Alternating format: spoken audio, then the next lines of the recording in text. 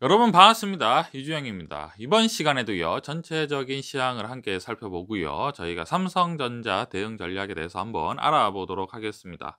오늘 시장이 하락 마감을 했습니다. 시장은요, 3,039포인트로 장을 마감을 했고요. 26포인트 정도 하락을 했습니다. 최근에 시장의 변동성이 정말 극심한 상황이 있죠. 주식이 크게 상승을 했다, 크게 하락을 했다, 이러한 상황인데요. 이런 상황의 원인은 기본적으로 지금 유동성 장세이기 때문에 그렇습니다. 지금 저금리의 양적 완화 정책, 그리고 추가 부양책이 엄청난 상황으로 지금 돈이 풀리고 있는 상황이죠. 돈이 많이 풀리고 있는 상황인데요. 돈이 많이 풀린다는 것은 한마디로 우리가 쉽게 더 와닿게 하기 위해서는, 한마디로 지금 저금리 상황에서 빚을 내서 투자하는 사람들이 굉장히 많은 상황이죠. 여러분, 지금 거의 뭐 미국 중앙은행 같은 경우에는 거의 제로 금리를 유지하고 있는 상황인데요. 여러분, 제로 금리가 되면 사실 은행에다가 돈을 만약에 놔두면 금리, 한마디로 이자가 거의 붙지 않는 상황이고, 또 대출을 내기도 사실은 쉽습니다. 왜냐하면 대출 이자가 얼마 되지 않기 때문에 예금을 두기가 좀 뭐랄까 어려운 상황이고요. 거기에다가 대출을 내기가 쉬우니까 많은 사람들이 공격적으로 투자를 감행할 수밖에 없는 그러한 상황이죠. 물론 이제 중앙은행 역할에서는 지금 워낙에 경기가 어려운 상황이기 때문에 어떤 식으로든지 자금을 돌 수 있게 도와줘야 되는 상황이죠. 지금 실물 경제가 워낙에 힘든 상황이기 때문에 빚을 낼 수 없는, 한마디로 이자를 낼 수 없는 사람들이 너무 많은 상황이기 때문에 이자를 낮추고 어떻게 해서든지 간에 이 코로나 사태, 힘든 코로나 사태를 버티고, 그리고 조금 이 코로나 사태가 어느 정도 완화될 때까지 버티고 버티겠다라는 그러한 의지가 아닐까라고 생각을 합니다.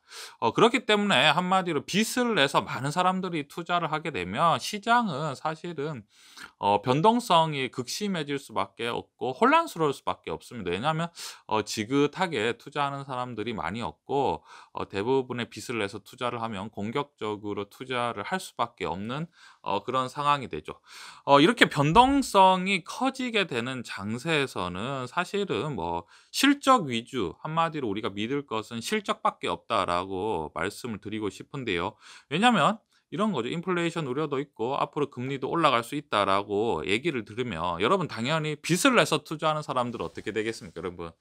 가슴이 철렁하겠죠. 가슴이 철렁할 수밖에 없습니다. 빚을 내서 투자를 한다는 것은 사실 굉장히 이제 위험한 상황인데, 빚을 내서 여러분 보통 투자를 하면 빠르고 단시간에 높은 수익률을 당연히 기대할 수밖에 없습니다. 왜냐하면 빚을 내서 투자를 하면 지긋하게 기다릴 수가 없기 때문이죠.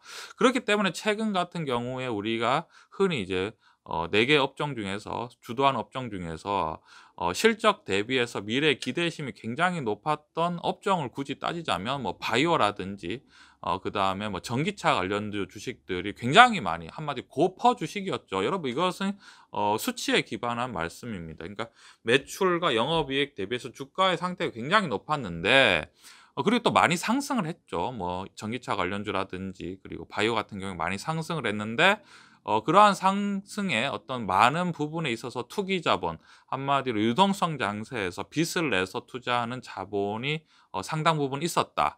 그런데 이러한 상황에서 지금 미국 중앙은행에서는 당분간 금리 인상은 없다라고 얘기를 해도, 시장 금리 같은, 한마디로 장기채 금리 같은 경우에는 지금 상승을 하고 있는 상황이죠. 어제 같은 경우에는 뭐 1.7%까지 올랐다고 하는데요.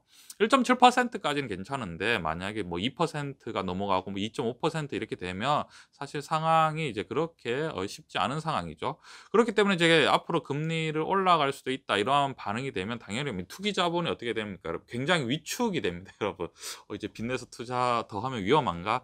어느 정도 이 정도 차익 실현하고 이제 주식을 빠져야 되냐? 이렇게 생각할 수가 있는 거죠. 왜냐하면 금리가 앞으로 올라갈 것 같다라고 하는데, 여러분 주가가 올라가기 위해서는 어떻게 해야 되는 거죠? 고퍼 주식, 한마디로 성장성이 큰 주식 같은 경우에는 더 큰 기대를 심어주거나, 아니면은 빚을 내서 투자한 상황에서 더 빚을 내서 주식을 사야지만 주가가 더 크게 올라가겠죠.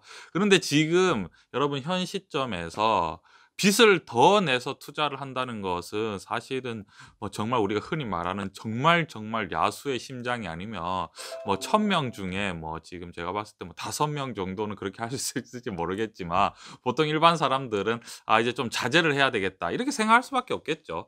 그렇기 때문에 전체적으로 시장이 뭔가 굉장히 심심해지면서 뭐 주가가 이제 올라가기도 애매하고 또 떨어지기에도 유동성이 지금 일단은 중앙은행에서 기준금리를 올리지 않겠다, 동결하겠다라고 했기 때문에 유동성 장세가 지속되고 있기 때문에 또 떨어지기도 힘든 뭐 그런 장세가 아닐까라고 생각을 합니다.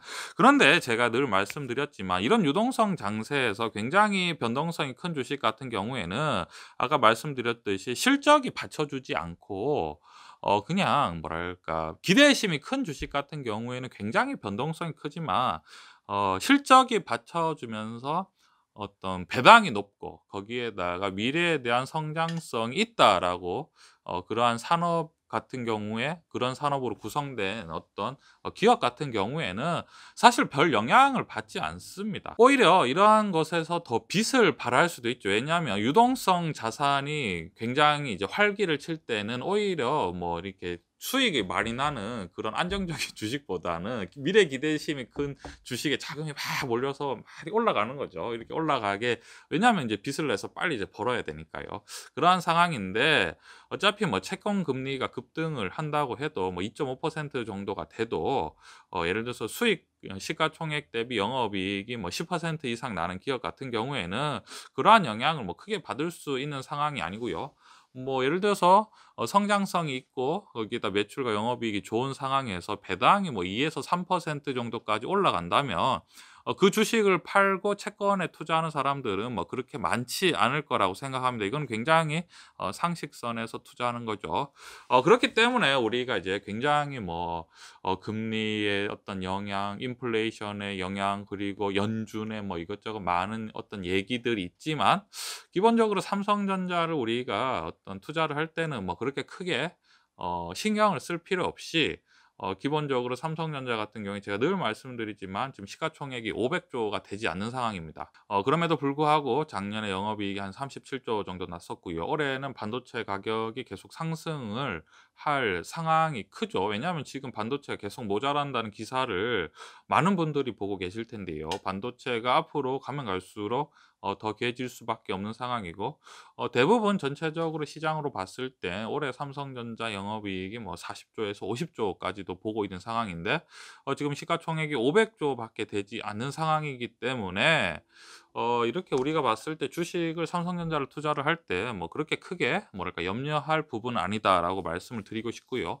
만약의 경우 주가가 크게 빠진다고 해도 또다시 뭐 고배당 정책을 지금 추구하고 있는 상황이기 때문에 저희는 이제 배당을 버티면서 주가가 떨어지면 오히려 더 '배당이 높아진다.' 이렇게 생각을 하면서 '아 조금 더 사 모아야 되겠다.' 이렇게 조금 더 시간이 '내가 삼성전자를 사 모을 시간이 점점 길어지고 있구나. 지금 당장 큰돈은 못 벌더라도 결국은 나중에 더 크게 벌겠구나.